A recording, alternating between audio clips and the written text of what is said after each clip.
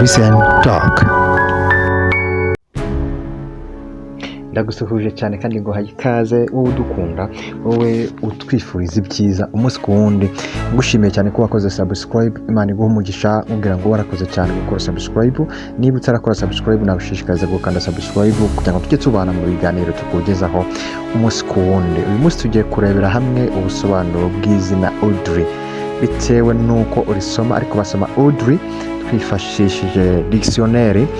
Ni izina rihabwa umwana w'umukobwa, rikaba rifite inkomoko mu cyongereza, rikaba risobanura uvuka mu muryango wubashywe, ariko hari naho usanga risobanura umunyembaraga.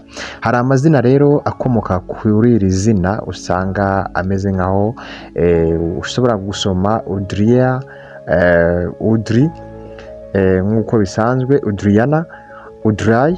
Ni amazina afite ubusobanuro bumwe buhura neza kubera ko akomoka kuri iri zina Audrey.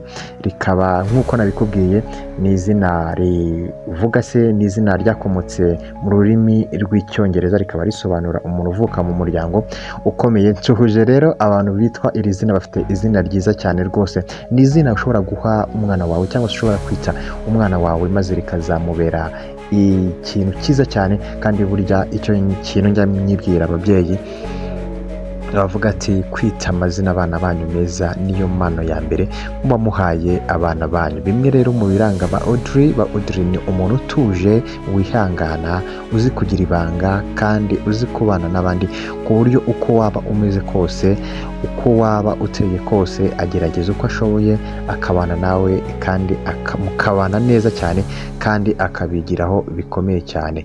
Yanga rero kubangamira abandi. Iyo afite ikibazo arwana nacyo wenyine kugeza agishakiye umuti. Audrey rero acisha make, akumva buri wese, bigatuma abasha kumenya aho ukuri kuri, kandi akaba amenya naho ukuri mu buryo byoroshye cyane, akabasha kubimenya.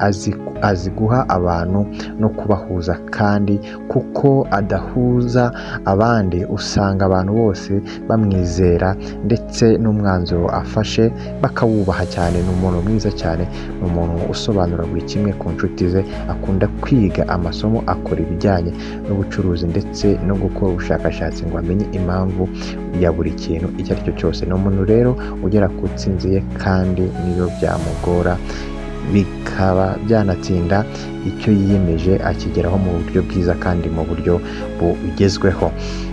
Niba ufite izina wakifuza kumenya ubusobanuro bwaryo, watwandikira muri komenti maze tukakubwira ubusobanuro bw'izina wifuza kumenya.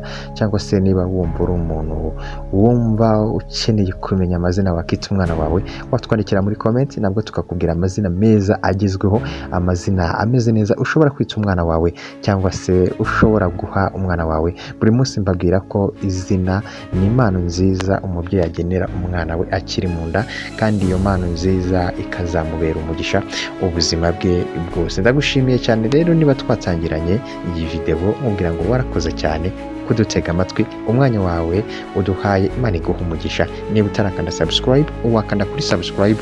Ni ibintu byoroshye cyane, maze ukaba uduhaye inkunga ikomeye. Ndagushimiye cyane.